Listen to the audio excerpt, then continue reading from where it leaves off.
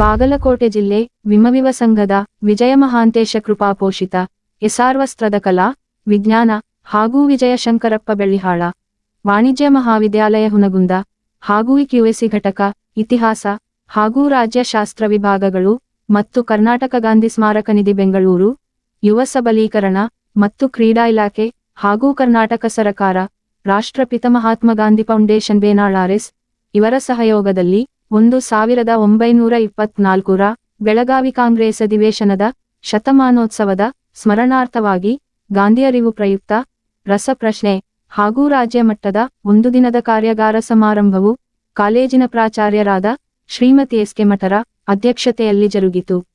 ಈ ಕಾರ್ಯಕ್ರಮದಲ್ಲಿ ಡಾಕ್ಟರ್ ಪರಶುರಾಮರು ಪ್ರಾಸ್ತಾವಿಕ ಪರ, ಸಂಪನ್ಮೂಲ ವ್ಯಕ್ತಿಗಳಾದ ಡಾಕ್ಟರ್ ಮಂಜುನಾಥ್ ಬೆನ್ನೂರರು ಬೆಳಗಾವಿ ಕಾಂಗ್ರೆಸ್ ಅಧಿವೇಶನ 1924ರ ಉಪನ್ಯಾಸಪರ ಹಾಗೂ ಸಂಪನ್ಮೂಲ ವ್ಯಕ್ತಿಗಳಾದ ನೇತಾಜಿ ಗಾಂಧಿರು ಅಮೋಘ ನಾಯಕ ಗಾಂಧಿ ಎಂಬ ವಿಷಯದುಪನ್ಯಾಸಪರ ಮಾತನಾಡಿ 1920ರಿಂದ 1948ರ ಅವಧಿಯಲ್ಲಿ ಸರ್ವಕೆಡಕುಗಳ ವಿರುದ್ಧ ಅಸ್ತ್ರಶಸ್ತ್ರರಹಿತ ಹಿಂಸಾರಹಿತವಾಗಿ ಸತ್ಯ ಅಹಿಂಸೆ ಸತ್ಯಾಗ್ರಹದಿಂದ ಹೋರಾಡಿ ಜಯಿಸಬಹುದೆಂದು ಅವರು ವ್ಯಕ್ತಗಿಂತ ಅದಮ್ಯ ಶಕ್ತಿಯಾಗಿ ದಾರ್ಶನಿಕ ಸಮಾಜ ಸುಧಾರಕ ಸ್ವಾತಂತ್ರ್ಯ ಹೋರಾಟಗಾರರಾಗಿ ತಾತ್ವಿಕ ರಾಜಕಾರಣಿಯಾಗಿ ಸಂತರಾಗಿ ಯೋಗಿಯಾಗಿ ಏನೆಲ್ಲಾ ಸಾಧಿಸಬಹುದೆಂದು ಜಗತ್ತಿಗೆ ತೋರಿಸಿಕೊಟ್ಟ ಮಹಾನ ನಾಯಕರೆಂದು ಪ್ರತಿಪಾದಿಸಿದರು.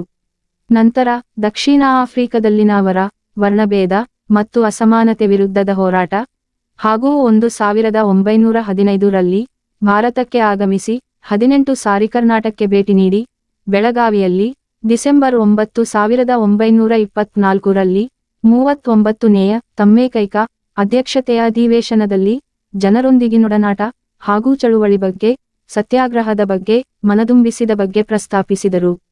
ನಂತರ ಖಾದಿಗ್ರಾಮೋದ್ಯೋಗ ಗುಡಿಕೈಗಾರಿಕೆಯಿಂದ ಸ್ವದೇಶಿ ದಿರಿಸುನಿಂದ ಸ್ವಾವಲಂಬಿ ಬದುಕು ಕಲ್ಪಿಸಿದ ಮತ್ತು ಎಲ್ಲರನ್ನೂ ಒಗ್ಗೂಡಿಸಿದ ಬಗ್ಗೆ ಹಾಗೂ ಈ ದೇಶದಲ್ಲಿನ ವಿವಿಧ ಜಾತಿ ಧರ್ಮ ಸಂಸ್ಕಾರ ಸಂಸ್ಕೃತಿ ವಿವಿಧ ಮನೋರಂಜನೆಯಿಂದ ವೈವಿಧ್ಯತೆಯಲ್ಲಿನ ಐಕ್ಯತೆಯ ಪ್ರಾಮುಖ್ಯತೆ ಮತ್ತು ಜಾತ್ಯತೀತ ರಾಷ್ಟ್ರವನ್ನು ಪರಿಚಯಿಸಿದ್ದು ಹಾಗೂ ದೇಶಕ್ಕೆ ಸ್ವಾತಂತ್ರ್ಯ ತಂದುಕೊಟ್ಟು ತಮ್ಮ ಶಾಂತಿ ಮತ್ತು ಅಹಿಂಸೆಯ ಮಂತ್ರದಿಂದಲೇ ವಿಶ್ವ ಮಹಾನಾಯಕರಾದ ಇತಿಹಾಸವನ್ನು ಬಿಚ್ಚಿಟ್ಟರು. ನಂತರ ಜಾಗತಿಕ ಸ್ವಾತಂತ್ರ್ಯ ಹೋರಾಟಗಾರರ ಮೇಲೆ ಗಾಂಧಿಯವರ ಪ್ರಭಾವಗಳು ಪ್ರಸ್ತಾಪಿಸುತ್ತಾ ಗಾಂಧಿಯವರು ವ್ಯಕ್ತಿಯಾಗಿರದೆ ವಿಚಾರಧಾರೆಯಾಗಿ ಜಗವು ಕತ್ತಲಲ್ಲಿ ಮುಳುಗಿರುವಾಗ ಮತ್ತು ಬೆಳಕಿಲ್ಲದೆ ಕೆಂಗಟ್ಟಿರುವಾಗ ಅದನ್ನು ಹೊಡೆದೋಡಿಸಲು ಅಕ್ಷರಜ್ಯೋತಿ ವ್ಯಕ್ತಿಗಾಗಿ ಭಾರತದತ್ತ ಮುಖ ಮಾಡಿದ ದಾರ್ಶನಿಕರ ಇತಿಹಾಸವನ್ನು ಪ್ರಸ್ತಾಪಿಸಿದರು. ನಂತರ ಭರತವರ್ಷದಲ್ಲಿ ಸೃಷ್ಟಿಯ ಸರ್ವಜೀವಿಗಳು ದೇವಲೋಕವು ತಮ್ಮ ಕರ್ಮ ಸವಿಯಲು ಬರುವ ಪುಣ್ಯಭೂಮಿಯೇ ಭಾರತವಾಗಿದೆ ಎಂದು ಸ್ವದೇಶದ ಸೊಗಸನ್ನು ಬಣ್ಣಿಸಿದರು. ನಂತರ 200 ವರ್ಷಗಳಿಂದ ಬ್ರಿಟಿಷ್ ಸಂಕೋಲೆಯಲ್ಲಿದ್ದ ಭಾರತವನ್ನು ಬಂಧನ ಮುಕ್ತವಾಗಿಸಲು ಯೋಗಿವರ್ಯರು ಯೋಗಿಚಾರ್ಯರು ಕವಿಪುಂಗರು ಸಾತ್ವಿಕ ಸಾಹಿತಿಗಳು ಕ್ರಾಂತಿಕಾರಿಗಳು ಸೌಮ್ಯವಾದಿಗಳು ಮಂದಗಾಮಿಗಳು ತೀವ್ರಗಾಮಿಗಳಿತಿಹಾಸ ಅನಾವರಣಗೊಂಡಿತು. ನಂತರ ಭಾರತದ ಸ್ವರಾಜ್ಯದ ಸೂರ್ಯ ಸ್ವಾತಂತ್ರ್ಯದ ಶಿಲ್ಪಿ ಭಾಗ್ಯವಿಧಾತ ಗಾಂಧಿಯವರು ತಮ್ಮ 79 ವರ್ಷದ ಬದುಕಿನಲ್ಲಿ ಸುದೀರ್ಘ ಕೈಗೊಂಡ ಪ್ರವಾಸ 1930ರ ನವೆಂಬರ ತಿಂಗಳಲ್ಲಿ ಅಸ್ಪೃಶ್ಯತೆಯ ನಿವಾರಣೆಗೆ ದೇಶದಾದ್ಯಂತ ಸಂಚರಿಸಿದ ಹಾದಿ ಕಳೆದ ದಿನಗಳು ಹಾಗೂ ಜಗತ್ತು ಅವರ ಅನುಯಾಯಿಯಾದ ವೈಶಿಷ್ಟ್ಯತೆ ಬಗ್ಗೆ ಪ್ರಸ್ತಾಪವಾಯಿತು. ನಂತರ ರಸಪ್ರಶ್ನೆ ಸ್ಪರ್ಧೆಯ ವಿಜೇತ ವಿದ್ಯಾರ್ಥಿಗಳಿಗೆ ಬಹುಮಾನ ಮತ್ತು ಸನ್ಮಾನ ಪ್ರಮಾಣಪತ್ರ ವಿತರಣೆ ಹಾಗೂ ಅತಿಥಿ ಗಣ್ಯಮಾನ್ಯರಿಗೆ ಸನ್ಮಾನ ಜರುಗಿತು. ನಂತರ ಪ್ರಾಚಾರ್ಯರಿಂದ ಅಧ್ಯಕ್ಷೀಯ ಭಾಷಣ ನೆರವೇರಿತು. ನಂತರ ವಿದ್ಯಾರ್ಥಿಗಳಿಂದ ನೃತ್ಯ ಪ್ರದರ್ಶನ ಜರುಗಿತು. ಹಾಗೂ ಈ ಒಂದು ಕಾರ್ಯಕ್ರಮದಲ್ಲಿ ವಿದ್ಯಾರ್ಥಿಗಳಾದ ಕುಮಾರ ಶಿವಮೂರ್ತಿ ಬಸವರಾಜ ಮೇಟಿ ಅತಿಥಿಗಳ ಪರಿಚಯ ಮಾಡಿದರು. ಹಾಗೂ ಕುಮಾರಿ ಭಾಗ್ಯ ಶ್ರೀಗೋಲಪ್ಪನವರ ಮತ್ತು ಕುಮಾರ ಮಾಳಪ್ಪ ದಂಡಿನರು ನಿರೂಪಿಸಿದರೆ ಉಪನ್ಯಾಸಕರಾದ ಡಾಕ್ಟರ್ ಎಸ್.ಆರ್. ನಾಗಣ್ಣವರ doctor L N. ಕುಲಕರ್ಣಿ ಉಪನ್ಯಾಸಕರಾದ ಆನಂದ ತೇಲಿರು ವೇದಿಕೆ ಹಂಚಿಕೊಂಡಿದ್ದರು. ಹಾಗೂ ದೈಹಿಕ ನಿರ್ದೇಶಕರಾದ ಎಸ್.ಬಿ. ಚಳಗೇರಿಯರು ವೇದಿಕೆ ಅಲಂಕರಿಸಿದರೆ ಸಂಘದ ನಿರ್ದೇಶಕರು ಇತರೆ ಬೋಧಕೇತರ ಸಿಬ್ಬಂದಿಗಳು ವಿದ್ಯಾರ್ಥಿಗಳು ಉಪಸ್ಥಿತರಿದ್ದರು. Loknayak Kannada news bureau report Hungund.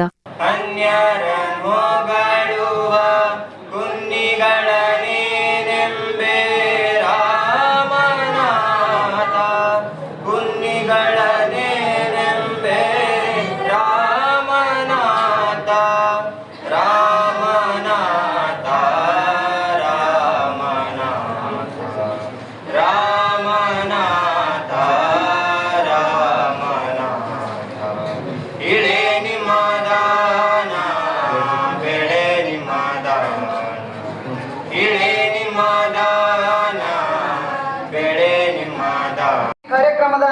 ಅಧ್ಯಕ್ಷತೆಯನ್ನು ವಹಿಸಿಕೊಂಡಿರುವಂತಹ ನಮ್ಮ ಕಾಲೇಜಿನ ಪ್ರಾಚಾರ್ಯರಾದಂಥ professor Shrimati S K Mat madam ಇವರಿಗೆ ಸಹೋದರಿ ಅಕ್ಷರ ಕರ್ನಾಟಕ ಗಾಂಧಿ ಸ್ಮಾರಕ ನಿಧಿ ಬೆಂಗಳೂರು, ಯುವ ಸಬಲೀಕರಣ ಮತ್ತು ಕ್ರೀಡಾ ಇಲಾಖೆ ಹಾಗೂ ಕರ್ನಾಟಕ ಸರ್ಕಾರ ರಾಷ್ಟ್ರ ಬೇನಾಳದಲ್ಲಿ ಪಡೆದುಕೊಂಡು ಶಿಕ್ಷಣವನ್ನು ಮುದ್ದೇಬಿಹಾಳದ MGVC ಮಹಾವಿದ್ಯಾಲಯದಲ್ಲಿ ಪೂರೈಸಿ ಆಲಯದಿಂದ ಸ್ನಾತಕೋತ್ತರ ಪದವಿಯನ್ನು ಪಡೆದರು. ಪತ್ರಿಕೋದ್ಯಮದತ್ತ ಒಲವನ್ನು ಬೆಳೆಸಿಕೊಂಡ ಶ್ರೀಯುತರು ಮೈಸೂರು ವಿಶ್ವವಿದ್ಯಾಲಯದಿಂದ ಪತ್ರಿಕೋದ್ಯಮದಲ್ಲಿ ಡಿಪ್ಲೊಮಾವನ್ನು ಪೂರೈಸಿದರು. ದಿನಪತ್ರಿಕೆಯ ವರದಿಗಾರರಾಗಿ ಪತ್ರಿಕಾ ಕ್ಷೇತ್ರದಲ್ಲಿ ತಮ್ಮ ಛಾಪನ್ನು ಮೂಡಿಸಿದ್ದಾರೆ. ವರದಿಗಾರರಾಗಿ ಉಷಾ ಕಿರಣ ಪತ್ರಿಕೆಯ ವರದಿಗಾರರಾಗಿ ಬೆಂಗಳೂರು ದೂರದರ್ಶನ ಚಂದನ ವಾಹಿನಿಯ ವಾರ್ತಾ ವಿಭಾಗದಲ್ಲಿ ಸಹ ಸಂಪಾದಕರಾಗಿ ವಿಜಯಪುರದ ಆಕಾಶವಾಣಿಯಲ್ಲಿ ಹಂಗಾಮಿ ಉದ್ಘೋಷಕರಾಗಿ ಕಾರ್ಯನಿರ್ವಹಿಸಿದ ಇವರು 2000ರಿಂದ ಆಕಾಶವಾಣಿ ವಿಜಯಪುರ ಜಿಲ್ಲಾ ವರದಿಗಾರರಾಗಿ ಕಾರ್ಯನಿರ್ವಹಿಸುತ್ತಿದ್ದಾರೆ. ಸಂಗ್ರಾಮದಲ್ಲಿ ಮಹಾತ್ಮ ಗಾಂಧೀಜಿಯವರ ಸಂಪಾದಕರಾಗಿದ್ದ ಯಂಗ್ ಇಂಡಿಯಾ ಶೀರ್ಷಿಕೆಯನ್ನು ಅನುಮತಿ ಪಡೆದುಕೊಂಡು 2012ರಿಂದ ಅದೇ ಪತ್ರಿಕೆಯನ್ನು ಪ್ರಕಟ ಮಾಡುತ್ತಿದ್ದಾರೆ. ನಡೆದಾಡಿದ ದಂಡಿ, ಸಾಬರಮತಿ, ಪೋರಬಂದರು, ವಾರ್ಧಾ, ವಿನೋಬಾವಾಜಿಯವರ ಪಾವನರಾಶ್ರಮ, ಬಾಂಬೆಯ ಮಣಿಭವನ್, ಪುಣೆಯ ಕಾರಾಗೃಹ, ಯರವಾಡ ಕಾರಾಗೃಹ, ರಾಜ್ಘಾಟ್ ಮುಂತಾದ ಸ್ಥಳಗಳಿಗೆ ಸಂಚರಿಸಿ ಅವರ ಹೆಜ್ಜೆ ಗುರುತುಗಳನ್ನೇ ಮೈಗೂಡಿಸಿಕೊಂಡು ಅವರ ತತ್ವಾದರ್ಶಗಳನ್ನು ಜನರಿಗೆ ಪರಿಚಯಿಸುತ್ತಾರೆ. ಏನೆಲ್ಲ ಕೊಲೆ, ಸುಲಿಗೆ, ಅನ್ಯಾಯ, ಅತ್ಯಾಚಾರ, ಮೋಸ, ವಂಚನೆ, ಭ್ರಷ್ಟಾಚಾರ, ದೌರ್ಜನ್ಯ ಮುಂತಾದ ಕೆಡುಕುಗಳ ವಿರುದ್ಧ ಯಾವುದೇ ಅಸ್ತ್ರವಿಲ್ಲದೆ, ಶಸ್ತ್ರವಿಲ್ಲದೆ, ಅಹಂಕಾರವಿಲ್ಲದೆ, ದ್ವೇಷವಿಲ್ಲದೆ ಕೇವಲ ಸತ್ಯ, ಅಹಿಂಸೆ, ಸತ್ಯಾಗ್ರಹದ ಮೂಲಕವಾಗಿ ಹೋರಾಡಿ ಜಯಿಸಬಹುದು ಎಂದು ವಿಶ್ವಕ್ಕೆ ತೋರಿಸಿಕೊಟ್ಟಿರ್ತಕ್ಕಂಥ ಮಹಾನ್ ವ್ಯಕ್ತಿ ಅಂತ ಹೇಳಿದ್ರೆ ಅವರು ನಮ್ಮ ರಾಷ್ಟ್ರದ ಮಹಾತ್ಮ ಗಾಂಧೀಜಿಯವರು. ಅವರು ಕೇವಲ ಒಬ್ಬ ವ್ಯಕ್ತಿಯಲ್ಲ, ಅದೊಂದು ಅದ್ಭುತವಾಗಿರ್ತಕ್ಕಂಥ ಶಕ್ತಿ. ಮಹಾತ್ಮ ಗಾಂಧೀಜಿಯವರು ನಮ್ಮ ರಾಷ್ಟ್ರದ ನೆಲದಲ್ಲಿ ಹುಟ್ಟಿ ಒಬ್ಬ ಶ್ರೇಷ್ಠ ದಾರ್ಶನಿಕರಾಗಿ, ಸಮಾಜ ಸುಧಾರಕರಾಗಿ, ಸ್ವಾತಂತ್ರ್ಯ ಹೋರಾಟಗಾರರಾಗಿ, ತಾತ್ವಿಕ ರಾಜಕಾರಣಿಗಳಾಗಿ, ಸಂತರಾಗಿ, ಯೋಗಿಯಾಗಿ ಏನೆಲ್ಲ ಸಾಧನೆ ಅಂತಕ್ಕಂಥದ್ದು ಸಾಧಿಸಿ ವಿಶ್ವಕ್ಕೆ ತೋರಿಸಿಕೊಟ್ಟಿರ್ತಕ್ಕಂಥ ಮಹಾನ್ ವ್ಯಕ್ತಿಯಾಗಿದ್ದಾರೆ. ಪ್ರಾರಂಭ ಮಾಡಿದ್ರು, ಅದು ಗಾಂಧಿ ಯುಗ ಅಂತಕ್ಕಂಥದ್ದು. 1920ರಿಂದ 1948ರ ಅವಧಿಯನ್ನು ನಾವು ಗಾಂಧಿ ಯುಗ ಅಂತಕ್ಕಂಥದ್ದನ್ನು ಕೂಡ ಕರಿತಾ ಇದ್ದೀವಿ. ಗಾಂಧಿ ಯುಗದಲ್ಲಿ ಗಾಂಧಿವಾದ ಬಹಳ ಮುಖ್ಯವಾಯಿತು. ಇವತ್ತು ಗಾಂಧಿವಾದ ಅಂತಕ್ಕಂಥದ್ದನ್ನು ಕೂಡ ಏನಾಗಿದೆ ಅಂತ ಹೇಳಿದ್ರೆ ಇಡೀ ಪ್ರಪಂಚಕ್ಕೆ ಅತ್ಯಂತ ಅವಶ್ಯಕವಾಗಿದೆ. ರಾಷ್ಟ್ರಗಳ ಮಧ್ಯೆ ಇರತಕ್ಕಂಥ ವೈಷಮ್ಯ, ರಾಷ್ಟ್ರಗಳ ಮಧ್ಯೆ ಇರತಕ್ಕಂಥ ವೈರತ್ವ, ಅವುಗಳನ್ನು ನಿವಾರಣೆ ಮಾಡಬೇಕಾದ್ರೆ ಗಾಂಧಿವಾದ ಒಂದೇ ಇವತ್ತು ಪರಿಹಾರವಾಗಿದೆ ಅಂತಕ್ಕಂಥದ್ದನ್ನು ಕೂಡ ನಾನು ಈ ಸಂದರ್ಭದಲ್ಲಿ ಹೇಳ್ತಾ ಇದ್ದೇನೆ. ಅವರ ತತ್ವಗಳು ಎಷ್ಟು ಪ್ರಸ್ತುತವಾಗಿವೆ, ಆ ತತ್ವಗಳನ್ನು ಪರಿಪಾಲನೆ ಮಾಡ್ತಕ್ಕಂಥದ್ದು ಪ್ರತಿಯೊಬ್ಬರಿಗೂ ಕೂಡ ಎಷ್ಟು ಅವಶ್ಯಕತೆ ಆಗಿದೆ ಅನ್ನುವುದು ಬಹಳ ನಾವು ಇವತ್ತು ಈ ಒಂದು ಕಾರ್ಯಕ್ರಮ ಅಂತಕ್ಕಂಥದ್ದನ್ನು ಕೂಡ ನಾವು ಹಮ್ಮಿಕೊಳ್ಳಲಾಗಿದೆ. ಇಲ್ಲಿ ನಮಗೆ ನಮ್ಮ ಕಾಲೇಜಿನಲ್ಲಿ ಒಂದು OE ಸಬ್ಜೆಕ್ಟ್ ಆಗಿ ಗಾಂಧಿ ಅರಿವು ಅಂತಕ್ಕಂಥ ವಿಷಯವನ್ನೇ ನಾವು ಬೋಧಿಸಲಾಗುತ್ತೆ. ಹಾಗೂ ಎನ್ನುವ ವಿಷಯಕ್ಕೆ ಸಂಬಂಧಪಟ್ಟಂತೆ ಇವತ್ತು ಬಹುತೇಕವಾಗಿರ್ತಕ್ಕಂಥ ವಿದ್ಯಾರ್ಥಿಗಳು ಅದರ ಲಾಭವನ್ನು ಪಡೆದುಕೊಳ್ಳಬಹುದು. ಅಷ್ಟೇ ಅಲ್ಲ, ಇವತ್ತು ಮಹಾತ್ಮ ಗಾಂಧೀಜಿಯವರು 1924ರಲ್ಲಿ ಅಧ್ಯಕ್ಷ ಸ್ಥಾನವನ್ನು ವಹಿಸಿಕೊಂಡು ಇಡೀ ಒಂದು ಸ್ವಾತಂತ್ರ್ಯ ಹೋರಾಟದಲ್ಲಿ ಒಂದು ಹೊಸ ಕ್ರಾಂತಿ ಅಂತಕ್ಕಂಥದ್ದನ್ನು ಕೂಡ ಅವರು ಉಂಟು ಮಾಡಿದರು. ಮನಸ್ಸು ಬಹಳಷ್ಟು ಪುಳಿಕೆಗದುವಳಿತು. ಆದರೆ ಯಾವುದೇ ಕಾಲೇಜಿನಲ್ಲಿ ಇಷ್ಟು ಯೂನಿಟಿಯಾಗಿ ಈ ಗಾಂಧಿ ಪ್ರತಿಷ್ಠಾಪನಾ ದಿನಾಚರಣೆಯನ್ನು ನಾವಿವತ್ತು ಬೆಳಗಾವಿ ಅಧಿವೇಶನದ ಸ್ಮರಣಾರ್ಥಕವಾಗಿ ನಡೆಯುವಂಥ ಕಾರ್ಯಕ್ರಮದಲ್ಲಿ ನಾವು ಕೂಡ ದೇಶೀಯ ಉಡುಪನ್ನು ಉಟ್ಕೊಳ್ಬೇಕು ಅನ್ನುವಂಥ ದೃಷ್ಟಿಯಿಂದ ಇಲ್ಲಿರುವಂಥ ಸಿಬ್ಬಂದಿ ವರ್ಗದವರು ಕೂಡ ದೇಶೀಯ ಉಡುಪನ್ನು ಹಾಕೊಂಡ್ಬಂದ್ರಲ್ಲ, ಇದಕ್ಕಿಂತ ಬೇರೆ ಇನ್ನೇನು ಬೇಕಾಗಿದೆ? ದಶ ದಿಕ್ಕುಗಳಲ್ಲಿ ಹರಡುವಂಥ ಒಂದು ಮೇಧಾವಿ ಪುರುಷರನ್ನು ಭೇಟಿಯಾದಂಥ ಸಂತೋಷ ಮತ್ತಷ್ಟು ಬೆಳಕಿಗೆ ಬಂದಿದೆ. ನಮಗೆಲ್ಲ ಗೊತ್ತಿದೆ, 1924 ಡಿಸೆಂಬರ್ 26, 27 ಕಾಂಗ್ರೆಸ್ ಅಧಿವೇಶನ, 39ನೇ ಅಧಿವೇಶನ ಅಲ್ಲಿ ನಡೆಯಿತು. ಗಾಂಧೀಜಿಯವರು ಬಂದಿರೋ ಇಡೀ ದೇಶದಲ್ಲೇ ಒಂದೇ ಒಂದು ಬಾರಿ ಅಧ್ಯಕ್ಷರಾಗಿ ಅವರು ಆಯ್ಕೆ ಆದಂಥದ್ದು ನಮ್ಮ ಹೆಮ್ಮೆಯ ಬೆಳಗಾವಿ ಅನ್ನೋದು ನಮಗೆಲ್ಲರಿಗೂ ಗೊತ್ತು. ತಿರುಗಿ ಹೋದ್ರು ಅನ್ನೋದು ಬಿಟ್ಟರೆ ಅನೇಕ ಜನರಿಗೆ ಬೆಳಗಾವಿಯಲ್ಲಿ ಬೆಳಗಾವಿಯನ್ನಂಟು ಮಹಾತ್ಮ ಗಾಂಧೀಜಿನಂಟು ಏನಿದೆ, ಏನು ಸಂಬಂಧ ಇದೆ ಅನ್ನೋದು ನಮಗೆ ಯಾರಿಗೂ ಕೂಡ ಅರಿವಿಲ್ಲ. ಮಹಾತ್ಮ ಗಾಂಧೀಜಿಯವರು ದಕ್ಷಿಣ ಆಫ್ರಿಕಾದಿಂದ ಭಾರತಕ್ಕೆ ಅವರು ಬಂದರು. ಮಹಾತ್ಮ ಗಾಂಧೀಜಿಯವರು ದಕ್ಷಿಣ ಆಫ್ರಿಕಾದಲ್ಲಿ ಇದ್ದಂಥ ಸಂದರ್ಭದಲ್ಲಿ ವರ್ಣಭೇದ ನೀತಿಯ ವಿರುದ್ಧ ಹಾಗೂ ಸಮಾನತೆಯ ವಿರುದ್ಧ ಹೋರಾಟವನ್ನು ಮಾಡತಕ್ಕಂಥ ಮಹಾನ್ ಮೇಧಾವಿ ಪುರುಷರು ಮಹಾತ್ಮ ಗಾಂಧೀಜಿಯವರ ಮಾಡುವಂತ ಹೋರಾಟಗಳನ್ನು ದಕ್ಷಿಣ ಭಾರತದಲ್ಲಿರುವಂಥ, ದಕ್ಷಿಣ ಆಫ್ರಿಕಾದಲ್ಲಿ ಹೋರಾಟ ಮಾಡುವಂತಹ ಗಾಂಧಿಯ ಬದುಕು ಬರಹಗಳನ್ನು ದಕ್ಷಿಣ ಭಾರತದಲ್ಲಿರುವಂತಹ ಕರ್ನಾಟಕದ ಪತ್ರಿಕೆಗಳು ಆಗಾಗಲೆಲ್ಲ ಬಿತ್ತರಿಸಿದ್ವು. ಮಹಾತ್ಮ ಗಾಂಧೀಜಿ ಏನನ್ನೋದು 1915ಕ್ಕಿಂತ ಪೂರ್ವದಲ್ಲೇ ನಮ್ಮ ಕರ್ನಾಟಕಕ್ಕೆ, ತಮಿಳುನಾಡಿಗೆ, ಆಂಧ್ರಕ್ಕೆ, ಕೇರಳಕ್ಕೆ 1915ರಲ್ಲಿ ಭಾರತಕ್ಕೆ ಬಂದ ತಕ್ಷಣವೇ ನಮ್ಮ ಕರ್ನಾಟಕಕ್ಕೆ ಅವ್ರಿಗೆ ಏನು ನಂಟಿದೆ ಅನ್ನೋದು ಬಹುಶಃ ನಿಮಗೆ ಮೆಲುಕು ಹಾಕ್ಲಿಕ್ಕೂ ಕೂಡ ಸಾಧ್ಯ ಇಲ್ಲ. ಕರ್ನಾಟಕಕ್ಕೆ ಅವರು 18 ಬಾರಿ ಭೇಟಿ ನೀಡಿದ್ದಾರೆ. ಅಂದ್ರಪ್ಪ ಅಂದ್ರೆ 1 ತಿಂಗಳು 2 ತಿಂಗಳ ಪ್ರವಾಸವನ್ನು ಕೈಗೊಂಡು ಇಲ್ಲಿರುವಂತ ಜನರ ಜೊತೆಗೆ ಅವರು ಬೆರೆತು ಚಳುವಳಿಯ ಬಗ್ಗೆ ಅವರಿಗೆ ಮನದುಂಬಿಸಿದ್ರು, ಸತ್ಯಾಗ್ರಹದ ಬಗ್ಗೆ ಮನದುಂಬಿಸಿದ್ರು, ಖಾದಿ ಗ್ರಾಮೋದ್ಯೋಗದ ಬಗ್ಗೆ ಮನದುಂಬಿಸಿದ್ರು, ಗುಡಿ ಕೈಗಾರಿಕೆಗಳ ಬಗ್ಗೆ ಮನದುಂಬಿಸಿದ್ರು. ಇವೆಲ್ಲಕ್ಕಿಂತ ಮುಖ್ಯವಾಗಿ ಐಕ್ಯತೆಯ ಬಗ್ಗೆ ಬಹಳಷ್ಟು ಪ್ರಾಮುಖ್ಯತೆಯನ್ನು ನೀಡಿದರು. ದೇಶದಲ್ಲಿ ವಿವಿಧ ಜಾತಿಗಳು, ವಿವಿಧ ಧರ್ಮಗಳು, ವಿವಿಧ ಸಂಸ್ಕಾರಗಳು, ವಿವಿಧ ಸಂಸ್ಕೃತಿಗಳು, ವಿವಿಧ ಮನೋರಂಜನೆಗಳನ್ನು ಕೂಡಿದಂತಹ ಜಗತ್ತಿನ ಜಾತ್ಯತೀತ ರಾಷ್ಟ್ರ ಎಲ್ಲಿಯಾದರೂ ಐತಿ ಅಂದ್ರೆ ಅದು ನಮ್ಮ ಹೆಮ್ಮೆಯ ಭಾರತ. ತಕ್ಷಣವೇ ಏನಾಯಿತು ಅಂದ್ರಪ್ಪ ಅಂದ್ರೆ ಗುಂಡಪ್ಪನವರು 1915ಕ್ಕೆ ಸಾಬರಮತಿಗೆ ಹೋಗಿ ಅವ್ರಿಗೆ ಇನ್ವೈಟ್ ಮಾಡಿದ್ರು, ನಮ್ಮ ಮೈಸೂರು ಭಾಗಕ್ಕೆ ನೀವು ಬರಬೇಕು ಅಂತಂದು. ಆವಾಗಿಂದ ಆದಂಥ ಪ್ರಯಾಣ ಮಹಾತ್ಮ ಗಾಂಧಿ ಜೊತೆಗೆ ಅದು ಏನೋ ಗೊತ್ತಿಲ್ಲ, ಕರ್ನಾಟಕ ಅಂದ್ರೆ ಅವರಿಗೆ ತವರು ಮನೆ ಆಗಿಬಿಟ್ಟಿತ್ತು. ಅವರು ತಮ್ಮ ಬರವಣಿಗೆಯಲ್ಲಿ ಕೂಡ ಕರ್ನಾಟಕ ಅಂದ್ರೆ ನನ್ನ ತವರು ಮನೆ ಇದ್ದಂತೆ. 15ರಲ್ಲಿ ಮೈಸೂರಿಗೆ ಬಂದರು, ಮೈಸೂರಿನ ಹಾಸನಕ್ಕೆ ಹೋದ್ರು, ಮಂಡ್ಯಕ್ಕೆ ಹೋದ್ರು, ಮಂಡ್ಯದಿಂದ ಮರಳಿ ಕೋಲಾರಕ್ಕೆ ಹೋದ್ರು, ಕೋಲಾರದಿಂದ ನೇರವಾಗಿ ಮತ್ತೆ ಅವರು ಗುಜರಾತ್ಗೆ ಹೋದ್ರು. 1916ರಲ್ಲಿ ಮತ್ತೆ ಮರಳಿ ಕರ್ನಾಟಕಕ್ಕೆ ಬಂದರು. ಇದೀಗ ತಾನೇ ಹೇಳಿದರು ಒಬ್ಬ ಹುಡುಗ, 2 ಹೆಸರು ಅವರ ನೆಲೆಯಲ್ಲಿದೆ, ಕ್ರಾಂತಿ ಶಾಂತಿ, ಶಾಂತಿ ಕ್ರಾಂತಿ, 2 ಅವರ ಹೆಸರಿನಲ್ಲಿದೆ ಅಂತಂದೇಳಿ ನೀವು ಯಾರಾದ್ರೂ ಕೇಳಿದ್ರೆ ಬೆಳಗಾವಿಯ ನಂಟು ಎಷ್ಟಿದೆ ಅಂತ. ಗಾಂಧಿ ಟೋಪಿ ಹಾಕೊಂಡಿದ್ದು ನೀವು ಎಲ್ಲಾದ್ರೂ, ನಾವು ನಿಕ್ನೇಮ್ ಇಟ್ಟಿದ್ದೀವಿ, ಇದು ಗಾಂಧಿ ಟೋಪಿಗೆ. ಉದ್ಧಾರವೇ ದೇಶದ ಉದ್ಧಾರ.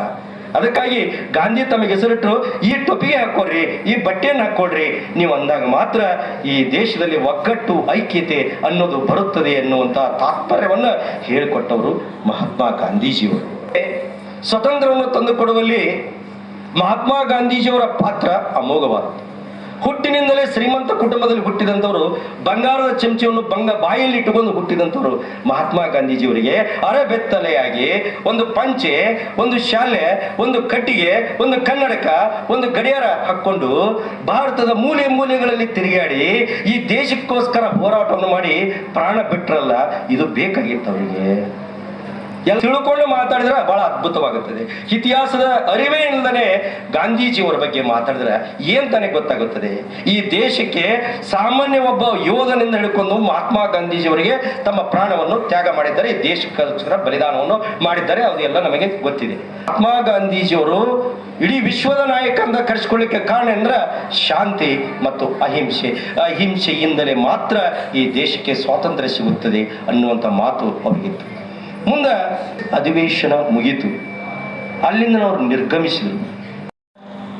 ಅಮೆರಿಕೆಯ doctor Martin Luther King Junior, ಮ್ಯಾನ್ಮಾರ್ನ ಪ್ರಜಾಪ್ರಭುತ್ವ ಹೋರಾಟಗಾರ್ತಿ ಆಂಗ್ ಸಾನ್ ಸೂ ಕಿ, ಅರ್ಜೆಂಟೈನಾದ ಅಡಲ್ಬೋ ಫರೇಜ್, ಸ್ಯಾಮ್ಯುಯಲ್ ಕಿಚಲ್, ಕೀನ್ಯಾದ Wangari Maathai, Jimmy Carter, Charlie Chaplin, ಶ್ರೀಲಂಕಾದ Ahangamage Tudor Ariyaratne, South ಆಫ್ರಿಕೆಯ ಕ್ವಾಮೆ ನಕ್ರೂಮಾ, ಫಿಲಿಪೈನ್ಸಿನ ಕೊರಾಂಜಾನ್ ಅಕ್ವಿನೋ, ಕೋಸ್ಟರಿಕಾದ ಆಸ್ಕರ್ ಅರಿಯಾನಾ ಸ್ಯಾನ್ಸ್, ಪೋಲೆಂಡಿನ ಲೆಜ್ ವೆಲೆಸಾ, ಫ್ರಾನ್ಸಿನ ರೆಗೆ ಕ್ಯಾಶಿನೋ, ಇಸ್ರೇಲಿನ Shimon Peres, doctor Anders Boreni, ಐರ್ಲೆಂಡಿನ Betty Williams, Mairead Corrigan, South ಆಫ್ರಿಕೆಯ doctor Nelson Mandela, Desmond Tutu, Albert ರುತುಲಿ, Harman ಕಾಲನ್ಬ್ಯಾಕ್, ನೈಜೀರಿಯಾದ amino ಕಾನೋ, ಬ್ರಿಟನ್ನಿನ ಇತಿಹಾಸ ತಜ್ಞ ಅರ್ನಾಲ್ಡ್ ಟೈನ್ ಬಿ, ಅರ್ಜೆಂಟೈನಾದ ಮಾರ್ಕಿಸ್ಟ್ ಆಗಿರ್ತಕ್ಕಂಥ ಚೆಗುವೇರಾ ಅವರು ಕೂಡ ಗಾಂಧಿಯಿಂದ ಪ್ರಭಾವಿತ ಆಗಿದ್ದರು.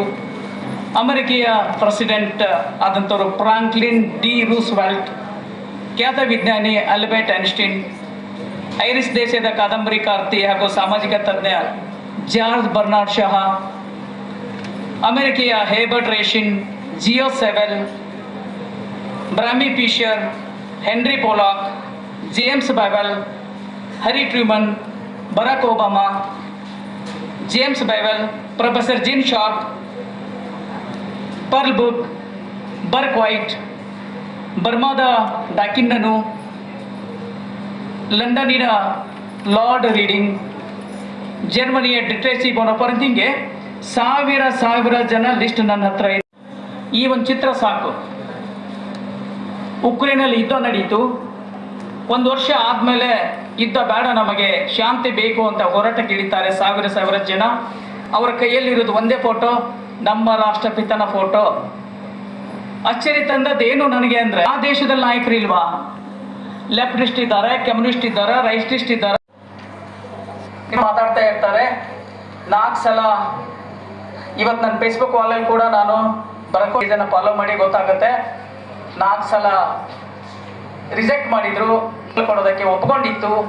ಅರೆ ಗಾಂಧಿ ಹತ್ಯೆ ಆಯಿತು, ಅರೆ ನೋಬೆಲ್ ಕೊಡಲಿಲ್ಲ ಅಂದರೆ ಒಂದು ಕ್ಷಣವೇ ಯೋಚಿಸಿದೆ, ಮರುಕ್ಷಣವೇ ಹೇಳಬೇಕು ಭಾರತದ ರಾಷ್ಟ್ರಪಿತ ಮಹಾತ್ಮ ಗಾಂಧಿ ಅಂತ ಹೇಳ್ತಾರೆ. ಈ ದೇಶ ಕಂಡ ಅದ್ಭುತ ವಿಜ್ಞಾನಿ ಡಾಕ್ಟರ್ APJ ಅಬ್ದುಲ್ ಕಲಾಂ. ನಮ್ಮಂತೆ ರಕ್ತ ಮಾಂಸ ತುಂಬಿರುವಂತಹ ವ್ಯಕ್ತಿ ಜಗತ್ತಿನಲ್ಲಿ ನಡೆದಾಡಿ ಹೋಗಿದ್ದಾನೆ ಅಂದರೆ ಮುಂದಿನ ಜನಾಂಗ ನಂಬಲಿಕ್ಕಿಲ್ಲ ಅಂತ ಸಂಸ್ಥೆಯನ್ನು ವ್ಯಕ್ತಪಡಿಸಿ ಪ್ರಶ್ನಾರ್ಥಕ ಚಿಹ್ನೆಯನ್ನು ಇಡ್ತಾರೆ ಈ ಜಗತ್ತು ಕಂಡ ಅದ್ಭುತ ವಿಜ್ಞಾನಿ ಆಲ್ಬರ್ಟ್ ಐನ್ಸ್ಟೈನ್.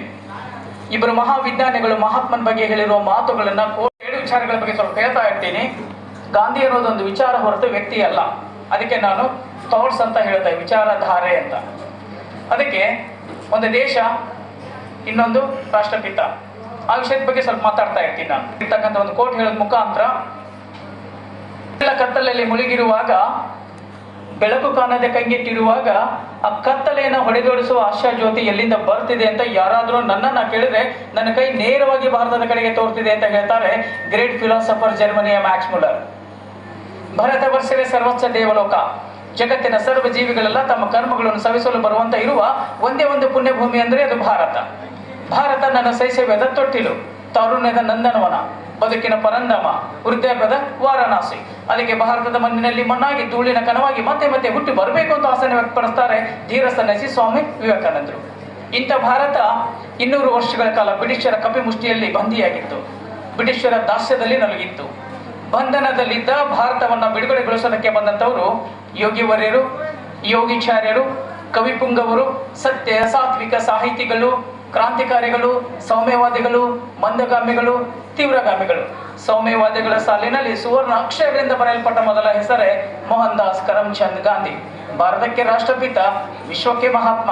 ಆ ಮನುಕುಲ ತಿಲಕನನ್ನ, ಭಾರತದ ಭಾಗ್ಯ ವಿಧಾತನನ್ನ, ಸ್ವರಾಜ್ಯ ಸೂರ್ಯನನ್ನ, ಸ್ವಾತಂತ್ರ್ಯ ಶಿಲ್ಪಿಯನ್ನ ನೆನಪಿಸಿಕೊಳ್ಳುವ ಕಾರ್ಯಕ್ರಮ ಇದಾಗಿದೆ.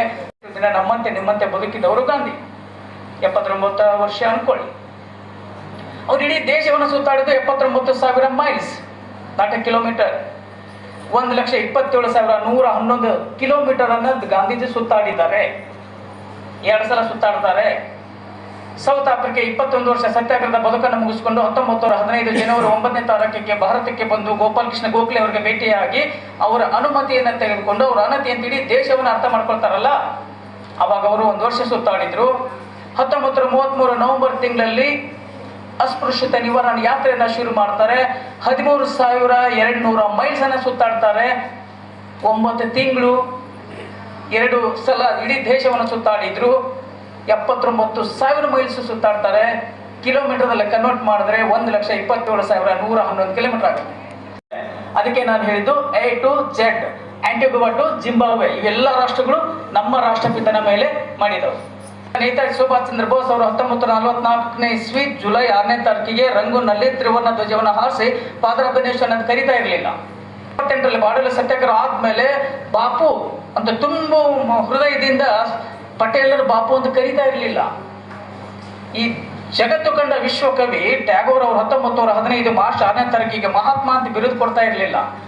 ಮಹಾತ್ಮ ಗಾಂಧಿಯಿಂದ chair opposite to me I always remember Jesus Christ ಅಂತ ಮೌಂಟ್ ಬ್ಯಾಟನ್, ನಮ್ಮ ದೇಶದ ಕೊನೆಯ ವಶ್ರೈ, ಭಾರತದ ಕೊನೆಯ ವಶ್ರೈ ಗಾಂಧಿಯನ್ನ ಯೇಸು ಕ್ರಿಸ್ತನ ಲೆವೆಲ್ ಕರ್ಕೊಂಡು ಹೋಗ್ತಾ ಇರಲಿಲ್ಲ. ಮಾಸ್ಟರ್ಸ್, ಒನ್ ಇಸ್ ಜೀಸಸ್ ಕ್ರೈಸ್ತ who gave me life, another one is Mahatma Gandhi who showed me the way of life. ನನಗಿಬ್ಬರು ಮಾಸ್ಟರ್ಸ್ ಇದ್ದಾರೆ, ಇಬ್ಬರು ಮೆಂಟರ್ಸ್ ಇದ್ದಾರೆ. ಜೀಸಸ್ ನನಗೆ ಜೀವವನ್ನ ಕೊಟ್ರೆ ಆ ಮುಟ್ಟುವಂತ ಗುರಿಯನ್ನ ಯಾರು ತೋರಿಸ್ಕೊಟ್ರು ಅಂದ್ರೆ ಭಾರತದ ಗಾಂಧಿ ಅಂತ doctor Martin Luther King junior ಹೇಳ್ತಾ ಇರ್ಲಿಲ್ಲ. ಅದಕ್ಕೆ ಗಾಂಧಿ ಬಗ್ಗೆ ಮಾತಾಡಬೇಕು ಅಂತಂದ್ರೆ ಮೈಯೆಲ್ಲ ಬಾರಿಸ್ಟರ್ ಬಗ್ಗೆ ಮಾತಾಡಂಗಿಲ್ಲ, ಲಂಡನ್ ಬಾರಿಸ್ಟರ್ ಪದವಿ ಬಗ್ಗೆ ಮಾತಾಡೋದಿಲ್ಲ. ಕಲಾಂ ಅವರು ಸೌತ್ ಆಫ್ರಿಕಾ ಪ್ರವಾಸನ ಕೈಗೊಂಡಿರ್ತಾರೆ. ಡಾಕ್ಟರ್ ಕಲಾಂ ಅವ್ರ ಬಗ್ಗೆ ನಿಮ್ಗೆ ಗೊತ್ತಿದೆ. 4ನೇ ಇಸ್ವಿ ಸೆಪ್ಟೆಂಬರ್ ತಿಂಗಳಲ್ಲಿ ಸೌತ್ ಆಫ್ರಿಕಾ ಪ್ರವಾಸನ ಕೈಗೊಳ್ತಾರೆ. ಕೈಗೊಂಡಾಗ ಆ ದೇಶದ ರಾಷ್ಟ್ರಪತಿಯಾಗಿ ನಿವೃತ್ತಿಯಾಗಿರ್ತಕ್ಕಂಥ ನೆಲ್ಸನ್ ಮಂಡೇಲ ಅವರನ್ನ ಭೇಟಿ ಆಗ್ಬೇಕು ಅಂತ ಒಂದು ಟಿಪಿ ರೆಡಿ ಆಗ್ತಿದೆ. 12ರಿಂದ 18 ತನಕ ಸೌತ್ ಆಫ್ರಿಕಾ ಪ್ರವಾಸ. ಡಾಕ್ಟರ್ ಕಲಾಂ ಅವರು ನಮ್ಮ ದೇಶದ ಘನತೆಯುತ ರಾಷ್ಟ್ರಪತಿಗಳು. ಅಲ್ಲಿ ಹೋದಾಗ ಇವ್ರನ್ನ ಟಿಪಿ ಹಾಕೊಂತಾರೆ. ಏನ್ ಗೊತ್ತಾ ನಿಮ್ಗೆ, ಕೇಪ್ ಟೌನ್ ಸಿಟಿ ಅಂತಿದೆ ಸೌತ್ ಆಫ್ರಿಕೆಯಲ್ಲಿ. ಅಲ್ಲಿಂದ ಒಂದು 6 ಮೈಲು ನೀವು ಸಮುದ್ರದಲ್ಲಿ ಹೋಗ್ಬೇಕು. ಅಲ್ಲೊಂದು ಐಲ್ಯಾಂಡ್ ಬರ್ತಿದೆ, ಅದಕ್ಕೆ ರಾಬಿನ್ ಐಲ್ಯಾಂಡ್ ಅಂತ ಕರೀತಾರೆ. ಹೆಸರು ರಾಬಿನ್ ಅಂತ, ರಾಬಿನ್ ಐಲ್ಯಾಂಡ್ ಅಂತ. ಅಲ್ಲಿ ಜೈಲುಗಳನ್ನ ಮಾಡಿದ್ದಾರೆ, ಶೆಲ್ಯುಲರ್ ಜೈಲುಗಳನ್ನ ಮಾಡಿದ್ದಾರೆ. ಅಂದ್ರೆ ಬಿಳಿಯರ ವಿರುದ್ಧ ಯಾರು ಹೋರಾಟ ಮಾಡ್ತಾ ಇದ್ದಾರೆ, ಬ್ಲ್ಯಾಕ್ ಪೀಪಲ್ಸ್ ಅಂದ್ರೆ ಕರಿಯರು, ಅವರನ್ನ ಹಿಡ್ಕೊಂಡೋಗಿ ಜೈಲಲ್ಲಿ ಹಾಕೋದಕ್ಕೆ ಮಾಡಿರ್ತಕ್ಕಂಥ ಒಂದು ವ್ಯವಸ್ಥೆ ಅದು. ಅವರು ಆ ಜೈಲನ್ನ ನೋಡ್ತಾರೆ, ಒಂದು 10-15 ನಿಮಿಷ ಅಲ್ಲಿ ಇರ್ತಾರೆ. ವಾಪಸ್ಸು ಜೋಹಾನ್ಸ್ಬರ್ಗಿನ ಮನೆಯಲ್ಲಿ ಇರ್ತಕ್ಕಂಥ ಡಾಕ್ಟರ್ ಮಂಡೇಲ ಅವರಿಗೆ ಭೇಟಿ ಆಗ್ಲಿಕ್ಕೆ ಬರ್ತಾರೆ. ಭಾರತದ ಘನತೆಯುತ ರಾಷ್ಟ್ರಪತಿಗಳು ಬರ್ತಾ ಇದ್ದಾರೆ. ಮೊದಲು ಟಿಪಿ ಗೊತ್ತಾಗಿದೆ, ಅದ್ಭುತವಾಗಿ ಕುಳಿತಿದ್ದಾರೆ. ತುಂಬಾ 89 ವರ್ಷ ಅವರಿಗೆ. ಕುಂತಾಗ ಹೋದ್ರು, ಎದ್ದು ನಿಂತರು, ಹಸ್ತ ಲಾಘವ ಮಾಡ್ಕೊಂಡ್ರು. ಇರ್ತಕ್ಕಂಥ ನೆಲ್ಸನ್ ಮಂಡೇಲ ಅವ್ರಿಗಿಂತ ಎತ್ತರದಲ್ಲಿ ಕಡಿಮೆ ಇರ್ತಕ್ಕಂಥ ನಮ್ಮ ಡಾಕ್ಟರ್ ಕಲಾಂ ಅವರು. ಇವ್ರ ತಲೆ ಇವರ ಮುಂದಿಗೆ ಬರ್ತಾರೆ. ಡಾಕ್ಟರ್ ಕಲಾಂ ಅವ್ರು ಕೇಳ್ತಾರೆ ಮಂಡೇಲ ಅವ್ರಿಗೆ, ಮಂಡೇಲಾಜಿ, ಕನ್ನಡದಲ್ಲಿ ಈಗ ಟ್ರಾನ್ಸ್ಲೇಟ್ ಮಾಡ್ಬೋದು ಅದನ್ನ. ಮಂಡೇಲ ಅವರೇ, ನೀವು 27 ವರ್ಷ ಜೈಲಲ್ಲಿ ಕಳೆದ್ರಲ್ಲ, ಆ ಜೈಲನ್ನು ನೋಡ್ಲಿಕ್ಕೆ ನಾನು ಹೋಗಿದ್ದೆ. ನನಗೊಂದು 10 ನಿಮಿಷ ನಿಲ್ಲಕ್ಕಾಗ್ಲಿಲ್ವಲ್ಲ ಸರ್? ಹೇಗೆ 27 ವರ್ಷ ನೀವು ಜೈಲಲ್ಲಿ ಕಳೆದ್ರಿ ಅಂತ? 27 ಇಯರ್ಸ್ ಅಂತವ್ರಿ. ಸಮುದ್ರದಲ್ಲಿ ಹೋಗ್ಬೇಕು 6 ಮೈಲು, 6 ಕಿಲೋಮೀಟರ್, ಅದು 3 ಮೈಲ್ ಅನ್ಕೊಳ್ಳಿ. ಯಾವ ಕಾಗೆ ಗುಬ್ಬೆಗಳ ಸುಳಿವಿಲ್ಲ, ಜಲಮಾರ್ಗ ಮಾತ್ರ ಇರೋದು. ಎಷ್ಟು ಕಣ್ಣಿಗೆ ಕಾಣಿಸ್ತ ನೋಟ ಅಷ್ಟು ನೀಲಿ ಸಮುದ್ರ, ಅದಕ್ಕೆ ನೀಲಿ ಆಕಾಶ ತಾಗಿರ್ತಕ್ಕಂಥದ್ದು ಬಿಟ್ರೆ ಏನೂ ಇಲ್ಲ. 27 ವರ್ಷ ಅಂತ ಕಗ್ಗತ್ತಲೆಯ ಜೈಲಲ್ಲಿ ಇರ್ತಾರೆ. 6 ಮತ್ತು 4 ಫೀಟ್ ಇರ್ತಕ್ಕಂಥ ಒಂದು ಜೈಲಲ್ಲಿ 27 ವರ್ಷ ನೆಲ್ಸನ್ ಮಂಡೇಲ. ಆಮೇಲೆ ಆ ದೇಶದ ಬಿಡುಗಡೆಗೊಂಡ್ರು, ಆ ದೇಶದ ರಾಷ್ಟ್ರಾಧ್ಯಕ್ಷರಾದ್ರು. ರಾಷ್ಟ್ರಾಧ್ಯಕ್ಷರು ಅಂತೀವಿ, ಇಲ್ಲಿ ರಾಷ್ಟ್ರಪತಿ ಅಂತೀವಿ. ರಿಪ್ಲೈ ಇನ್ನು ಬಾಯಿನ ಮಾತ ಬಾಯಿಗೆ ಇರ್ಬೇಕಾದಾಗ ಬಂದಂತ ಉತ್ತರ ಏನ್ ಗೊತ್ತಾ ಮಂಡೇಲ ಅವರಿಂದ? ಅಫ್ಕೋರ್ಸ್ ಹಿಂಗೆ ಹೇಳ್ತಾರೆ, of course India's father Mohandas Karamchand Gandhi. 27 ವರ್ಷ ಕತ್ತಲ ಕೋಣೆಯಲ್ಲಿ ಕಳೆಯುವಾಗ ನನಗೆ ಸ್ಫೂರ್ತಿ ತುಂಬಿ ನನ್ನ ಎದೆಯಲ್ಲಿ ನೈತಿಕ ಬಲವನ್ನು ತುಂಬಿದಂತವರೇ ನಿಮ್ಮ ರಾಷ್ಟ್ರಪಿತ ಮಹಾತ್ಮ ಗಾಂಧಿ ಅಂತ ಗಾಂಧಿಯನ್ನು ಕಳಿಸ್ಕೊಟ್ರಿ, ನಾವು ನಿಮಗೆ ಮಹಾತ್ಮ ಗಾಂಧಿಯನ್ನು ಕಳಿಸ್ಕೊಟ್ಟಿವಿ ಅಂತ ಹೇಳ್ತಾರೆ. ಯಾಕೆ ಈ ಮಾತನ್ನ ಹೇಳಿ? 93ರಲ್ಲಿ ಪೋರ್ಬಂದರಿನ ಮುಸ್ಲಿಂ ಮರ್ಚೆಂಟ್ ದಾದಾ ಅಬ್ದುಲ್ ಅವರ ಕೇಸನ್ನು ನಡೆಸಲಿಕ್ಕೆ ಹೋಗಿರ್ತಕ್ಕಂಥ ಮೋಹನ್ದಾಸ್ ಕರಮ್ಚಂದ್ ಗಾಂಧಿ ಒಬ್ಬ ವಕೀಲಾಗಿದ್ದ. ಆಗ್ಬೇಕಂತೇನು ಹೋದಂತವ್ರಲ್ಲ, 1 ವರ್ಷದ ಅಗ್ರಿಮೆಂಟ್ ಮೇಲೆ ಹೋಗಿದ್ದ ಅಷ್ಟೇನೆ. 93 ಜೂನ್ 6ನೇ ತಾರೀಕಿಗೆ ಮೊದಲ ದರ್ಜೆ ಟಿಕೆಟ್ ಇದ್ರೂ ಸಹಿತ ನೀನೊಬ್ಬ ಕೂಲಿ ಬ್ಯಾರಿಸ್ಟರ್ ಅಂತ ಇತ್ತಲ್ಲ, ಅಲ್ಲಿ ಭೇದ ಇತ್ತಲ್ಲ. ಡರ್ಬಾನ್ನಿಂದ ಪ್ರಿಟೋರಿಗೆ ಹೋಗುವ ಸಂದರ್ಭದಲ್ಲಿ ರಾತ್ರಿ 9 ಗಂಟೆ 16 ನಿಮಿಷಕ್ಕೆ ಟ್ರೈನ್ ಹೊರಗೆ ನುಗ್ತಾರಲ್ಲ, ಪೀಟರ್ಸ್ ಮಾರಿಟ್ಸ್ಬರ್ಗ್ ರೈಲು ನಿಲ್ದಾಣದಲ್ಲಿ ಸ್ಥಳ ಆಗಿದೆ. ಜೋಹಾನ್ಸ್ಬರ್ಗ್ ಆಂಪೆರಿಯಲ್ ಥಿಯೇಟರ್ದಲ್ಲಿ 3,500 ಭಾರತೀಯರು ಸೇರಿಸಿಕೊಂಡು ಸತ್ಯಾಗ್ರಹ ಪದವನ್ನ ಕೊಟ್ಟರು. ಇಂಡಿಯನ್ ಒಪಿನಿಯನ್ ಪತ್ರಿಕೆ ಹುಟ್ಟು ಹಾಕಿದ್ರು. ಇದೆಲ್ಲ ಐತಲ್ಲ, ವಾಕ್ರಷ್ಟು, ಬ್ಲೋ ಪೌಂಟನ್ನು, ಜೋಹಾನ್ಸ್ಬರ್ಗು, ಟೀ ಕೋರ್ಟ್, ಎಲ್ಲ ಕಡೆ ಬೇರೆ ಬೇರೆ ಕಡೆ ಜೈಲ್ ಏನ್ ಅವೆಲ್ಲ ಇವತ್ತು 5 ಅಲ್ಲ, ಇದೆಲ್ಲವನ್ನ ಮುಗಿಸ್ಕೊಂಡು ಭಾರತಕ್ಕೆ ಬರಬೇಕ ಮಹಾತ್ಮ ಅಂತಂದಿದ್ದಾರೆ. ಜನ ಮಹಾತ್ಮ ಅಂತ ಮಾರ್ಟಿನ್ ಲೂಥರ್ ಕಿಂಗ್ ಜೂನಿಯರ್ ಕರ್ಕೊಂಡು ಹೋಯ್ತು ಅನ್ನೋದನ್ನ ಈ ಇನ್ಸಿಡೆಂಟ್ ನೋಡಿ ಹೇಗಿದೆ. ಫೈರ್ ಆಗತ್ರಿ, ಮಾರ್ಟಿನ್ ಫೈರ್ ಆದಾಗ ಕೈ ಮೇಲೆ ಕೈ ಕೊರಟ, ಅವನ ಹೆಂಡತಿ ಹೆಸರು, ಮಗಳು ಮತ್ತು ಕೈ ಮೇಲೆ ಕೈ ಹಾಕಿಸ್ಕೊಂಡು ಜೀವ ಬಿಡ್ತಾರೆ. ಅಹಿಂಸಾ ತತ್ವ ಯಾವ ಲೆವೆಲ್ ಕರ್ಕೊಂಡು ಹೋಯ್ತು ಗಾಂಧಿ, ಯಾವ ರೀತಿ ಪ್ರಭಾವ ಬೀರಿತು ಅನ್ನೋದನ್ನ ಇನ್ಸಿಡೆಂಟ್ ನೋಡಿ. ಹೆಂಗೆ ಬಿಳಿಯ ಸಾಮ್ರಾಜ್ಯವನ್ನು ಎದುರಿಸಬೇಕು ಅಂದ್ರೆ ಯಾವ ದಾರಿ ನಮ್ಗೆ ಇಂಪಾರ್ಟೆಂಟ್ ಆಗುತ್ತೆ ಅಂತ ಯೂನಿವರ್ಸಿಟಿ ಇದೆ. ಜಾನ್ಸನ್ ಅಂತ ಒಬ್ಬರು ಪ್ರೊಫೆಸರ್ ಮತ್ತು ಫೆಬ್ರವರಿ 10ನೇ ತಾರೀಕಿಗೆ ಭಾರತಕ್ಕೆ ಬರ್ತಾನೆ. ಬಂದ ಪ್ರೈಮ್ ಮಿನಿಸ್ಟರ್ ನೆಹರು ಅವರಿಗೆ ಭೇಟಿ. ಭಾರತದಲ್ಲಿ ಎಲ್ಲೆಲ್ಲಿದ್ದಾವೆ ಎಲ್ಲ ಕಡೆ ಸುತ್ತಾಡ್ತಾ ಬರ್ತಿದ್ದಾರೆ ಇಲ್ಲಿ ತನಕ. 32,000 ಮತ್ತೆ ಪ್ರತಿ ವರ್ಷ ಬೇರೆ ಬೇರೆ ಬರ್ತಾವೆ, ಬೇರೆ ವಿಚಾರ. 32,000 ಅಂತ 87 ಸಂಪುಟಗಳಿದೆ ಗುಜರಾತಿ ಭಾಷೆಯಲ್ಲಿ ಓದೋದಾಗಿದ್ರೆ. ದೇಹ ಅಂತ ಅನ್ನೋದು 87 ಸಂಪುಟಗಳು ಗುಜರಾತಿಲಿ ಇವೆ. ಸಂಪೂರ್ಣ ಗಾಂಧಿ ವಾಂಗ್ಮಯಿ ಅಂತ ಹಿಂದಿಯಲ್ಲಿದೆ. ಇಂಗ್ಲಿಷಲ್ಲಿ ಓದ್ಬೇಕಂದ್ರೆ ಕಲೆಕ್ಟರ್ ವಾಸ್ ಆಫ್ ಮಹಾತ್ಮ ಗಾಂಧಿ ಅಂತ 100 ವಾಲ್ಯೂಮ್ಸ್ ಇದೆ. ಆಮೇಲೆ 1,10,000 ಪದಗಳನ್ನ ಗಾಂಧೀಜಿಯವರು 52 ವರ್ಷ ಪತ್ರಕರ್ತರಾಗಿ ಬರ್ತಿದ್ದಾರೆ. ಹಾಗಾದ್ರೆ ಸರ್ ಹೇಳಿದ್ರಲ್ಲ, ಚೌರ ಘಟನೆ ಆದ್ಮೇಲೆ ಗಾಂಧಿಯನ್ನು ಅರೆಸ್ಟ್ ಮಾಡ್ತಾರೆ. ಶೂಟ್ ಮಾಡಿದ ತಕ್ಷಣ ಎದೆಯಲ್ಲಿ ಗುಂಡುಗಳು ಹೋಯ್ತು, ಆದ್ರೆ ಜೀವ ಹೋಗ್ಲಿಲ್ಲ. ಅರ್ಜೀವಾಗಿದ್ದ ತನ್ನ ಸಂಗಾತಿಗಳಿಗೆ ಸಹಾಯ ಮಾಡಿ ನನ್ನ ಹೆಂಡತಿ ಮತ್ತು ನನ್ನ ಮಕ್ಕಳನ್ನ ಕರೀರಿ ಕೊರೆಟ್ಟಾ ಸ್ಕಾಟ್ ಅಂತ. ಡಾಕ್ಟರ್ ಕಿಂಗ್ ಹೆಂಡತಿ ಹೆಸರು ಕೊರೆಟ್ಟಾ ಸ್ಕಾಟ್ ಅಂತ, ಮಗಳ ಹೆಸರು ಹಾಕೊಂಡ ಇದ್ದಾರೆ. ಏನು ಸಹಾಯ ಮಾಡಬೇಕು? ಕಣ್ಣೀರು ಹೋಗ್ತಾ ಎದುರುಗಡೆ ಸಾಯ್ತಾ ಇದ್ದಾನೆ ಅಂದರೆ ಯಾವುದೇ ಹೆಂಡತಿ ನಗ್ತಾಳ? ನನ್ನ ಜೀವ ಹೋಗ್ತಾ ಇದೆ, ನನ್ನ ಶೂಟ್ ಮಾಡಿದ ಕಿಲ್ಲರ್ ನಾಳೆ ಸಿಗ್ತಾ ಇದ್ದಾನೆ, ಅವನನ್ನ ಜೀವಂತ ಬಿಡೋದಕ್ಕೆ ಆ ಸರ್ಕಾರಕ್ಕೆ ಮನವಿ ಮಾಡಿಕೊಳ್ಳಿ. ಯಾಕೆಂದರೆ ನಾವು ಗಾಂಧಿ ಫಾಲೋವರ್ಸ್, ನಾವು ಗಾಂಧಿ ಅಹಿಂಸಾ ತತ್ವವನ್ನು ನಮ್ಮ ಜೀವನದಾಗ ಅಳವಡಿಸ್ಕೊಂಡಂಥವ್ರು. ಗಾಂಧಿ ಹೇಳ್ತಾರೆ, ಫಸ್ಟ್ ಒಂದು ಸಾಂಗ್ ಬಂತು, ವರ್ಧನ, ಇವೆಲ್ಲ ಅಪರಿಗ್ರಹ, ಅಸಂಗ್ರಹ, ಇವೆಲ್ಲ ಗಾಂಧಿಯವ್ರ ಫಿಲಾಸಫಿಗಳ ತತ್ವಗಳು ಬರ್ತಾವಲ್ಲ, ಏಕಾದಶಿ ಉತ್ತರ ಅಂತ ಕರಿತೀವಿ, ಅವೆಲ್ಲವೂ ಅದರಲ್ಲಿ ಅಡಕಾಗಿವೆ. ಕಾಣಬೇಕು, ಮಗಳಂತೆ ಕಾಣಬೇಕು, ಹಿಂಗೆಲ್ಲ ಇದೆ. ಹೋಗಿದೆ ಶವಗಾರಿಗೆ ತೊಗೊಂಡು ಹೋಗಿದ್ದಾರೆ, ಹೊರಗೆ ಮಾತಾಡ್ತಾ ಇದ್ದಾರೆ, ಹೆಂಡತಿ ಮಕ್ಕಳು ಮಾತಾಡ್ತಾ ಇದ್ದಾರೆ, ಮಗಳು ಮಾತಾಡ್ತಾ ಇದ್ದಾರೆ. ಹೌದು, ಕ್ಷಮ ಮಾಡಲಿಕ್ಕೆ ಅವನ ಮೇಲೆ ನಮ್ಗೆ ಯಾವುದು ಸಿಟ್ಟಿಲ್ಲ, ಅವನ ಜೀವಂತ ಬಿಡೋದಕ್ಕೆ ನಾವು ಮನವಿ ಮಾಡ್ಕೊಳ್ತೀವಿ. ಯಾಕಂತ ಕುಲ್ದವರು ಗಾಂಧಿ ಕುಲ ಅಂದ್ರೆ ಕಾಸ್ಟ್ ಅಂತಲ್ಲ, ಇಲ್ಲ, ಗಾಂಧಿ ಬನಿ ಆದ್ಮೇಲೆ ಅಂತ ನಾವು ಗಾಂಧಿ ಅನುಯಾಯಿಗಳು. ಅಂದ್ರೆ ಗಾಂಧೀಜಿಯವರ ಅಹಿಂಸಾ ತತ್ವ ಆ ಲೆವೆಲ್ಗೆ ಕರ್ಕೊಂಡು ಹೋಗಿತ್ತು. ಸ್ಟೆಪ್ ಏನು PM ಮಾಡಬೇಕಲ್ಲ, ಪೋಸ್ಟ್ ಮಾರ್ಟಮ್ ಮಾಡಿ ನಾವು ಲೆವೆಲ್ ಗಾಂಧಿನ ಸುಪ್ರೀಂ ಹೈಟ್ ಅಲ್ಲಿ ಇಟ್ಟಿದ್ರು ಮಾರ್ಟಿನ್ ಲೂಥರ್ ಕಿಂಗ್ ಜೂನಿಯರ್ ಅಂತ. ಕೈ ಹಾಕ್ತಾರೆ, 2 ವಸ್ತುಗಳು ಸಿಗ್ತಾವ ಸರ್. ಏನಿತ್ತು ಗೊತ್ತಾ ಕಿಸೆಯಲ್ಲಿ? ಅದನ್ನ ಯಾವತ್ತೂ ತನ್ನ ಜೊತೆಗೆ ಇಟ್ಕೊಂಡು ಕೆಲಸ ಮಾಡ್ತಾ ಇದ್ರು. ಒಂದು ಚಿಕ್ಕ ಫೋಟೋ ಗಾಂಧೀಜಿ ಅವ್ರದ್ದು ಯಾವತ್ತೂ ಕಿಸೆಯಲ್ಲಿ ಇಟ್ಕೊಂಡು ಓಡಾಡ್ತಾ ಇದ್ರು. 4 ಸಾಲುಗಳಿತ್ತು ಗಾಂಧಿ ಅವ್ರಿಗೆ ಹೇಳಿದ್ದು. ಕತ್ತಲೆಯ ನಂತರ ಬೆಳಕಿದೆ, ಸಾವಿನ ನಂತರ ಜೀವವಿದೆ. ಇದು ಗಾಂಧಿ ಕೋಟ್. ಈ ಕೋಟನ್ನ ಯಾವತ್ತೂ ತಮ್ಮ ಜೀವನ ಇಟ್ಕೊಂಡು ಓಡಾಡ್ತಾ ಇದ್ರು. ಆ ಎರಡನ್ನ ವಸ್ತುಗಳನ್ನು ತಮ್ಮ ಜೊತೆಲಿ ಇಟ್ಕೊಂಡು ಜೀವ ಬಿಟ್ಟಿದ್ರು. ಮಾರ್ಟಿನ್ ಲೂಥರ್ ಕಿಂಗ್ ಜೂನಿಯರ್, ಅಮೆರಿಕೆಯ ಗಾಂಧಿ. ಪ್ರಭಾವಕ್ಕೊಳಗಾಗಿದ್ರು, ಅವ್ರು ಶಾಂತಿ ಪಥದಲ್ಲಿ ಸಾಗಿದ್ರು, ಅವರ ಅಹಿಂಸಾ ತತ್ವವನ್ನು ಜೀವನದಾಗ ಅಳವಡಿಸ್ಕೊಂಡ್ರು. ಗಾಂಧಿ ಯಾವತ್ತೂ ಬಾಡಿ ಗಾರ್ಡ್ಸನ್ನ ತಗೊಳ್ಳಿಲ್ಲ. ಯಾಕೆ ತಗೊಳ್ಳಿಲ್ಲ ಅನ್ನೋದಕ್ಕೆ ಲಂಕೇಶ್ ಮೇಷ್ಟ್ರು ಅದ್ಭುತವಾಗಿ ಬರೀತಾರೆ, ನೀವು ಹೋದ್ರಿ. ಆಮೇಲೆ ಅದನ್ನು ಸದಾಕಾಲಕ್ಕೆ ನಿರ್ಭಯ ಆಗಿರುತ್ತಾನೆ ಅಂತ ಗಾಂಧಿ ಹೇಳಿದ್ದಾರೆ. ಬಾಪು ನನ್ನ ಎದೆಯ ಒಳಗಡೆ ಇದ್ದಾರೆ, ಬಾಪೂಜಿಯನ್ನ ಹತ್ಯೆ ಮಾಡೋದಕ್ಕೆ ಈ ಜಗತ್ತಿನಲ್ಲಿ ಯಾವನಿಂದನೂ ಸಾಧ್ಯ ಇಲ್ಲ, ನೆವರ್ ಕಿಲ್ಡ್, ಆಕೆ ಸಾಧ್ಯನೇ ಇಲ್ಲ, ಅದಕ್ಕೆ ನನ್ನ ಎದೆಗೆ ಗನ್ನಿಡು ಅಂತ ನಾನು ಹೇಳಿದೆ ಅಂತ ಹೇಳ್ತಾಳೆ. ಯೋಚನೆ ಮಾಡಿ, ಗಾಂಧಿ ಹತ್ಯೆ ಆದಾಗ ಆಕೆ 4 ವರ್ಷದ ಹೆಣ್ಣು ಮಗು ಇದ್ದಳು. ಆಕೆ ಗಾಂಧಿ ನೋಡ್ಲಿಲ್ಲ, ಹತ್ತಿರ ಮುಖಾಮುಖಿ ಬೇಕು. ಹಸುಳೆ ಆಗಿರ್ತಕ್ಕಂಥ ಆಂಗ್ ಸಾನ್ ಸೂಕಿ ಆ ದೇಶದ ನಂತರ ಡೆಮೋಕ್ರಸಿಯನ್ನು ಸ್ಥಾಪನೆ ಮಾಡ್ತಾಳಾಕಿ.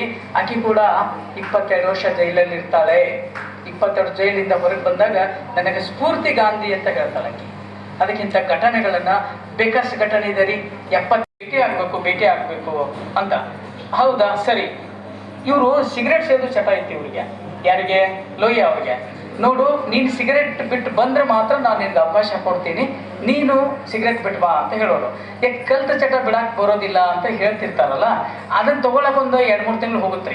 ನಾನು ಇವತ್ತು ಮೊದಲು 10 ಸೇರ್ತಾ ಇದ್ದೆ, ಈಗ 3 ಸೇರ್ತಾ ಇದ್ದೀನಿ, 2 ಸೇರ್ತಾ ಇದ್ದೀನಿ, ಈ ಲೆವೆಲ್ಗೆ ಬರೀತಾ 28 ಸಾಯುವ ದಿನ ಹೆಂಗೆ ಪ್ರಭಾವ ಬೀರಿದಾರೆ ಅನ್ನೋದು ಹೇಳಿ ಮುಗಿಸ್ತೀನಿ ನಾನು.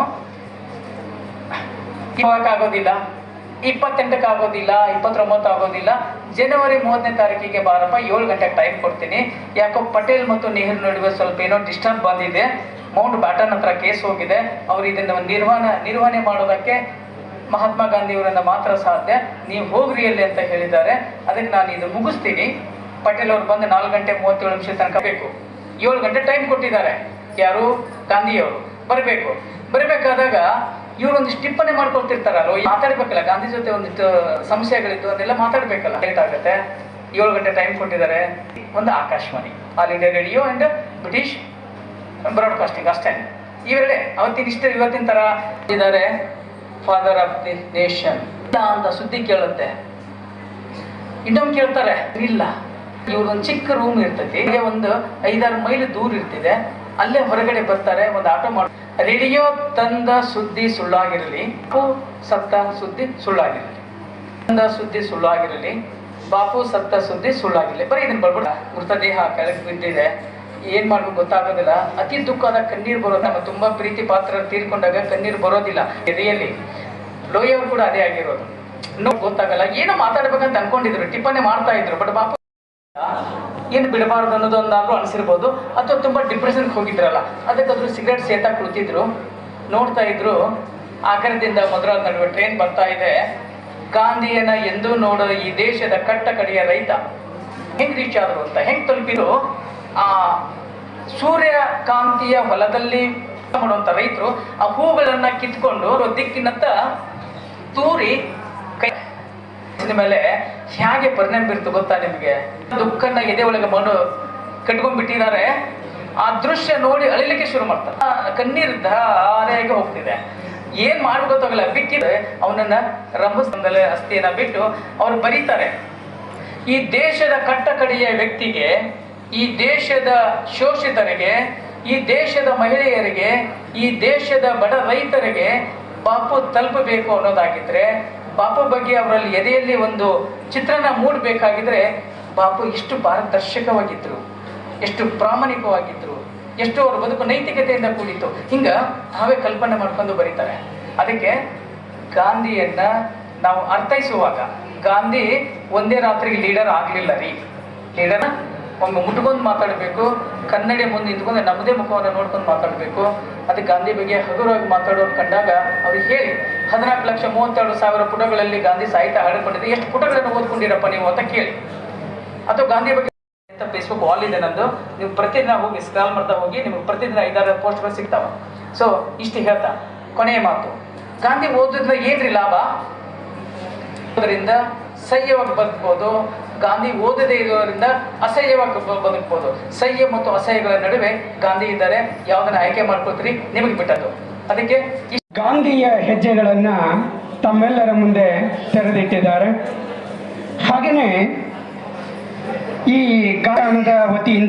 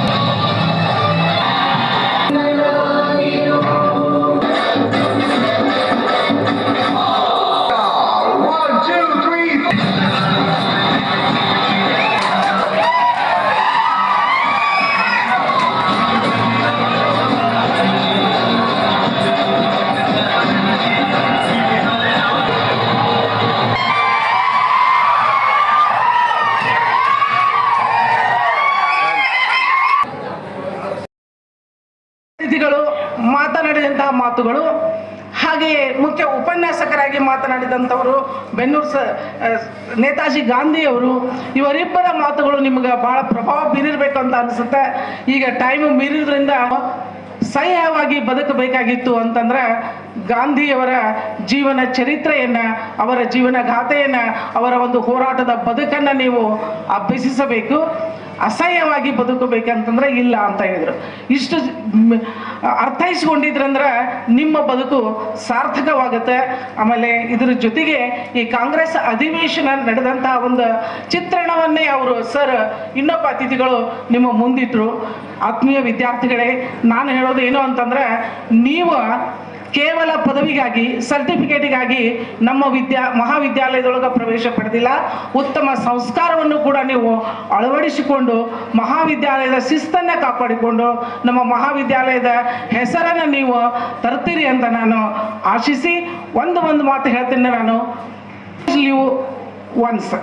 So if we live right, once is enough. Thank you.